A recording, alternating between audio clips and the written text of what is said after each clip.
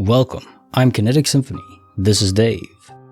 I hunt down and report on weird and true mysterious stories, from glitches to the supernatural. Case file number 1944, written by Hyper45 New. City chills, library thrills, and escalating spills. I was out with a group of friends, just chilling around the city. Someone decided that we should head on over to the library and just loiter there for a little while. Once we got there, I noticed this one guy stood out and got the feeling he was eyeballing me. So I said I was going to the bathroom really quickly.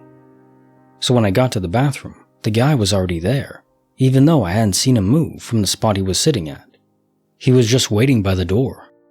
So I backed out of there as quickly as possible. When I got to my group again, I suggested that we should go eat somewhere, just so I could leave the library. When we started to head out, I saw the guy outside still staring at me, or maybe us, I don't know. And at that point, I knew something was wrong. When we got to a place to eat, I pulled one of my friends aside and told him about the guy.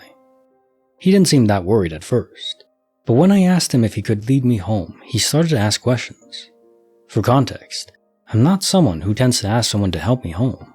I can take care of myself. There was just something really sketchy about the guy. So when we get done eating, me and the friend begin to head home. And on the metro, I see the guy again, still staring. I point him out to my friend and he gets worried. At this point, I realize that I still haven't even thought about calling the police. So we get off on a very crowded platform and I call the police for the first time in my life. He's still there. We keep an eye on him just in case. And when the police showed up, we took our eyes off him for a few seconds and pointed to where he was just moments ago. Surprise, surprise, he's gone, not a trace. The police could tell I was shook and asked questions, like what he looked like and such.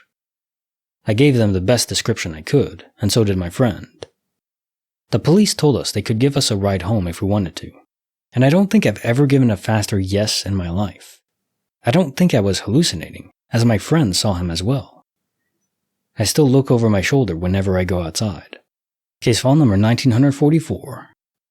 City chills, library thrills, and escalating spills. With how you describe this man just being in these places. Almost like a ninja, melding with the shadows. And always being there. It does seem supernatural. But it could just be a weirdo that was stalking you and had nefarious intent. Either way, calling the police was the right move. If it was supernatural or not, that scared him off, so good job on doing that. If it is supernatural, I guess he would return, and in that case, always travel with friends. Yeah, but that's just good advice in general. Case file number 1945, written by Biriniri. In a cafe of rock, fate decided to play, and it wouldn't decay. A few years back, when I was in my early 20s, I was working in a hard rock cafe. I'm behind the till in the shop, and a Sri Lankan family comes in. It's an adult couple, their children, and a frail-looking elderly man. The older man looks straight at me when he comes in, and I felt an intense moment of deep connection, as if I'd known him for years. He immediately turned on his heels and left. The other adults looked troubled and followed him out, and I could see them out of the window. He was nodding and waving his hands. A few minutes later, they come back in, and the elderly man comes up to the till and smiles at me, looking as if he was about to cry. I greet him with my best customer service voice, but there's such a pit in my stomach. I ask if he needs any help, and he kind of shakes himself, and literally turns and picks up the first thing he sees. It's just a random keychain. I put it through the till, and he just maintains eye contact with me with this sad smile. He thanks me in a small voice. As they're leaving, he turns at the door, gives me this one last lingering look, and then they leave. Against all logic and reason, I felt like I knew that in my past life, he was my husband. I don't even believe in reincarnation. I haven't told anyone about this because it sounds absolutely ridiculous. But I felt like an entire life flashed before my eyes. It was probably all in my head, but it's been many years, and it has stayed with me. Okay, so it's from 1945. In a cafe of rock, fate decided to play, and it wouldn't decay. So I do love the idea of multiple past lives, where this is a simulation, a kind of game, an MMORPG you could attribute it to. So you die, permanently, beyond quantum immortality, you wake up in the real world, and you decide to go again. You load up a different scenario, and perhaps we're all interconnected. It's like Matrix style, where Neo wakes up and there's pods everywhere. But in the real world, hopefully, it's not hyper-advanced AI robots that have enslaved us, but instead we're just there for an afternoon. Like, this is our gaming session for the day. And it's not that unbelievable. I mean, there could be billions of people that are just lazing around, playing this game.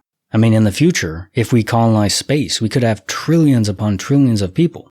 You know, the planet has a limited amount of capacity, but space is limitless if we can colonize it. So yeah, I could believe that. Makes a lot of sense. If the real world is similar to our own, and probably would be based similar to what we have in, like, we base our video games in this world, in this simulation, based on our reality. Now we add embellishes, we add dragons and stuff and magic, but it's still based core in this world and the systems that govern it. Given all that, okay, maybe you did have past lives, maybe in a different version of the game, a different playthrough. You knew this man, and you were lovers. It's entirely plausible. How cool is that? That it's even plausible at all, logically. That is so cool. Case file number 1946, written by McGriddles44. A heartfelt quest, a touching tale that left me blessed. I like to play disc golf as a hobby. I ended up finding a pretty cool custom-dyed disc in some brush on hole 2 of a course I had never played at before. It wasn't the type of driver I used very often, so it just sat in my bag for a couple months, until I figured I'd go sell this seldom used disc to clear out some room in the bag to get a few extra bucks. I went to my local dynamic disc store to sell the disc, and usually there are only 1 or 2 guys working the shop at a time, but this time there were like 10 dudes in the back office and they were all talking with each other. I handed over the disc to the employee, who came out to help me. As soon as he laid eyes on this disc, he froze and asked how I got it. I told him, and dumbfounded, he takes the disc to show the group of guys in the office, and they all have the same weirdness, just saw a ghost look. Turns out, the original owner of the disc was one of their good friends, and had passed away that week, and all those guys were there because they had just left his funeral. We're about to go out and play around together to celebrate his life. Seemed to be a bit beyond sheer coincidence, but wow, I felt so touched and happy to be able to give them back a piece of their friend they had just lost recently. I still get goosebumps when I relive that moment.